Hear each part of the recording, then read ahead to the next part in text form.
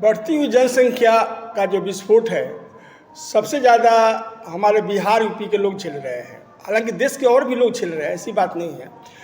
Main बात देखिए कि एक विशेष वर्ग का तो आबादी काफ़ी ज़्यादा बढ़ रहा है, एक का घट रहा है। लेकिन अब है क्या कि इसी संसाधन में सबको जीना है और कुछ घुसपैठियों की भी संख्या बढ़ रही है, जो कि हमारे प्रजातंत्र में ये बहुत ही गलत विचार है कि लोग वोट के लिए कुछ भी करने को तैयार रहते हैं, अपने देश को भी गिरवी रखने को तैयार रहते हैं। खैर, मैं इस मुद्दों पर नहीं जाना चाहता। मेरा आज का बोलना है आप लोगों से कि आखिर क्यों बिहार यूपी में लोग जो होते हैं प्रतिभावान होते हैं, फिर भी कहीं कहीं तो संसाधन भी काफ़ी है। जैसे बिहार में काफ़ी संसाधन है यूपी की अपेक्षा, फिर भी यहाँ के लोग गरीब क्यों हैं, क्यों इतना ज़्यादा पलायन होता है, आखिर ये कब तक चलेगा? इसकी भी तो कोई एक लिमिट होनी चाहिए ना, एक समस्या के समाधान होनी चाहिए। क्योंकि आज हर प्रदेश जाग रहा है, बिहार इंडिया का भी।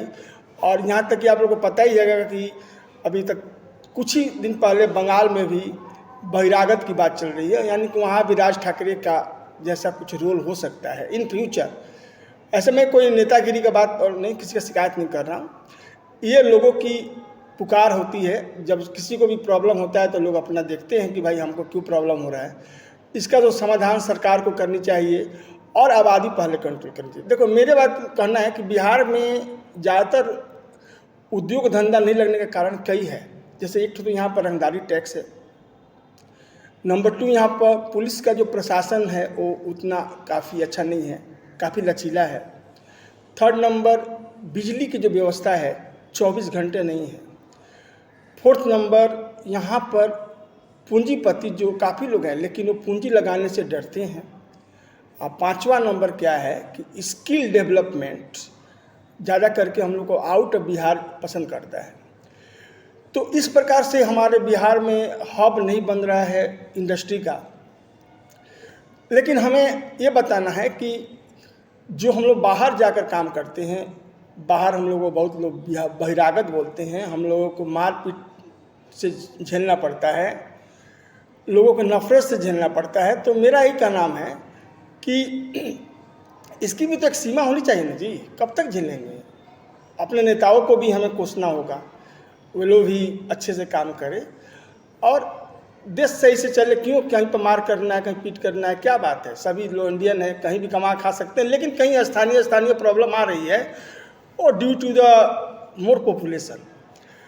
तो मैं कुछ ऐसे फील्ड बताने जा रहा हूँ आप लोगों को कि बिहार में चाहे यूपी में कुछ ऐसे रोजगार के क्षेत्र में बताऊंगा जिससे कि हम कर करके अपने आप को सेटल कर सकते हैं। जैसे पहला, सिलाई मशीन। कम संख्या में सिलाई मशीन रख करके हम टेलरिंग का काम कर सकते हैं और इससे हमको आमदनी हो सकती है। नंबर 2, मछली पालन। मछली पालन करके भी हम साल में 10 लाख 15 लाख तक रुपये की आमदनी कर सकते हैं। तीसरा है औषधीय दवाओं की खेती। जैसे एक प्लांट का नाम बता रहे हैं, उसको इंग्लिश में बोलते हैं ब्लू पी और हिंदी में बोलते हैं अपराजिता। इसकी खेती इसलिए आवश्यक है कि इसकी खेती से जो फल निकल रहा है, फूल निकल रहा है, उससे कैंसर की दवा बनता है। अब समझिए कि पूरा वर्ल्ड में कैंसर की मरीजों की संख्या कितनी बढ़ रही है। चौथा नंबर हम लोग का जो है वो हम बता रहे हैं आपको कि मधुमक्खी पालन, यानी मधुमक्खी पालन करके भी हम काफ़ी पैसा कमा सकते हैं। और 5वां नंबर मेरा विचार है रीन्यूएबल सोर्स ऑफ एनर्जी, अर्थात सोलर पैनल लगाइए या उसके उपकरण का निर्माण करके आप पैसा कमा सकते हैं। तो ये 4-5 मैंने ऐसे तकनीक बताया, ऐसे मेथड बताया जिससे आप पैसा कमा सकते हैं स्वरोजगार करके। और हमने पिछड़ने का भी बात बताया।